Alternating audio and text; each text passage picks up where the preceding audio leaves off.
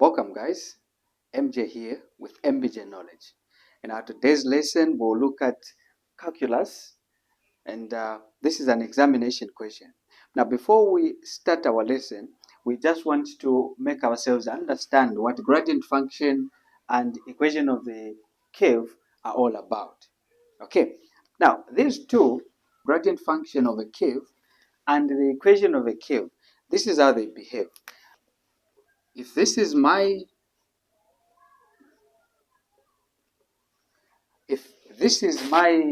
equation of a curve, okay, y equals to f of x, then if I differentiate the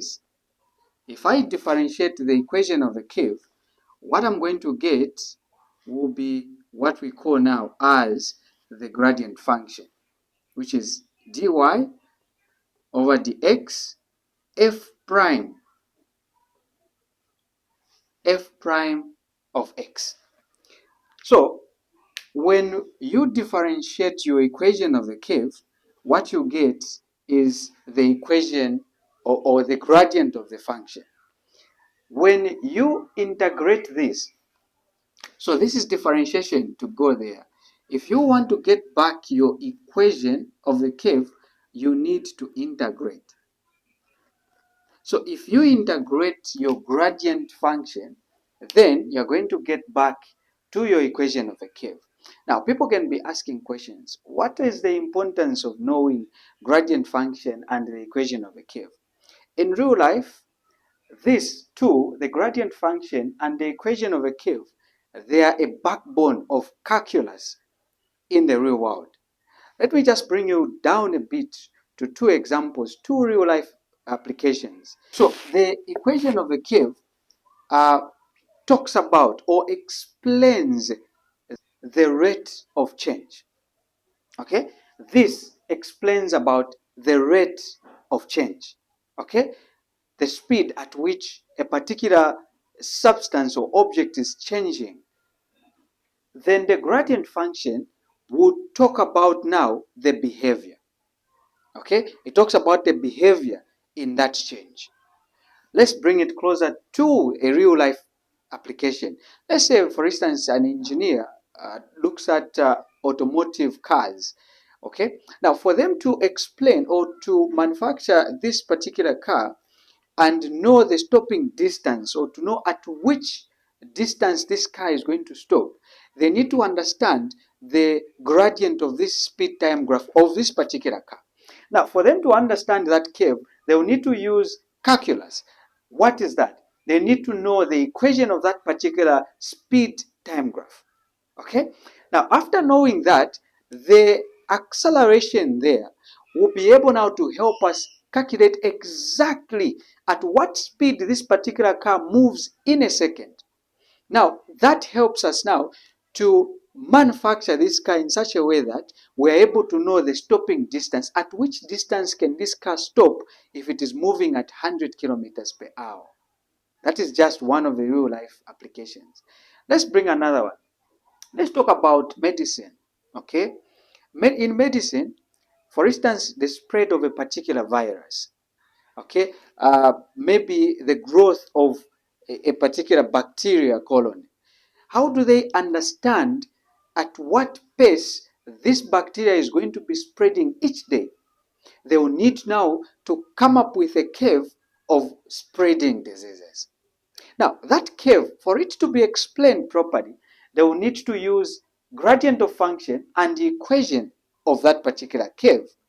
So the gradient now being calculated there with the use of these two concepts under calculus, they will be able now to explain if the gradient there on that particular curve becomes flattened to the curve, okay, then they will understand to say, okay, our measures we are putting in place to mitigate this is helping us to counter this virus. So this concept, don't just look at it in terms of passing your exam. It's a very important concept in real life. Okay, now we have this question, an examination question now, which says the gradient function of a curve is y equals to 6x plus 8. Find the equation of the curve passing through the point 1, 2. Of course, we are supposed to find the equation of the curve. Now, looking at this, what we explained, we said the equation of the curve, that is the first function. When you differentiate this, it goes into your gradient function. So, meaning what we are given here is a gradient function. It means that function is already differentiated. So, to go back into the equation of the curve, we'll have to integrate. So, we are going to use 4 steps. 4 steps that you are supposed to follow when you are handling a question where you have been given a gradient function and they want you to find the equation of the curve.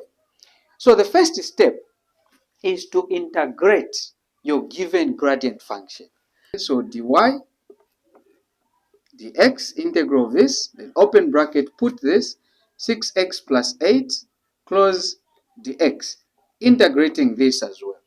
So the integral and differentiation, they work like positive and negative. They will neutralize each other. So this will just be y equal to, integrating this, so the integral of 6x, so it will be 6, the x, the power will increase by 1, because the x here has got power 1. So we say 1 plus 1 over 1 plus 1. The same expression comes down. Then plus, this will just be multiplied with the variable we are integrating with respect to. So we are integrating with respect to x, so it will be 8x. So the final answer here, after integrating, it will be y equal to 6x squared over 2 plus 8x. Okay, the 2 can go into 6. Okay, that is 3 times. So we have our equation as y equal to 3x squared plus 8x. This is step number 1, integrating. Step number 2, we need now to add what we call as the constant of integration. Why are we adding constant of integration here? It's because our integral doesn't have limits. So that constant of integration, the c, will represent or will help us to cater for all the vertical shifts on that curve. So the second step is to add plus c, the constant of integration. The third step is now to find this constant of integration, the c, using the points that we have been given. So we are going to substitute the known values for x and y into this equation that we have integrated. So here we are going to have x comma y, which is a 1 comma 2.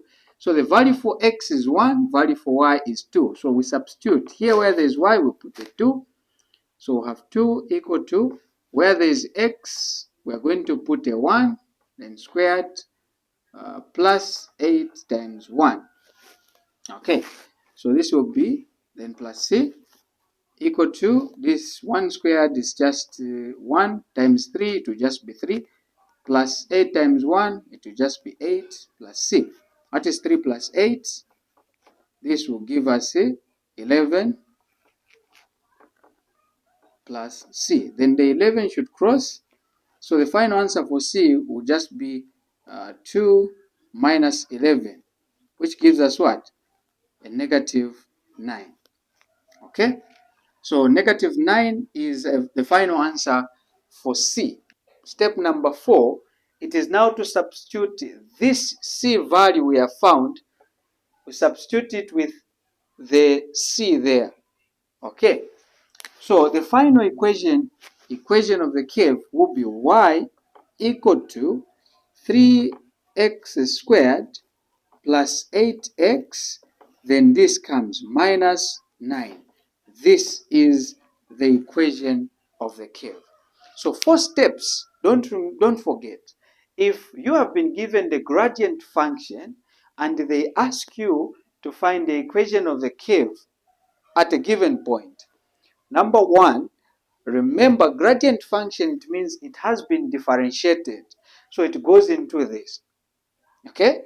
Then they want you to take it back into the equation of the curve, how do you take it back? By integrating. So the first step is to integrate the equation you have been given. After you integrate, second step, you add constant of integration, which is the c here.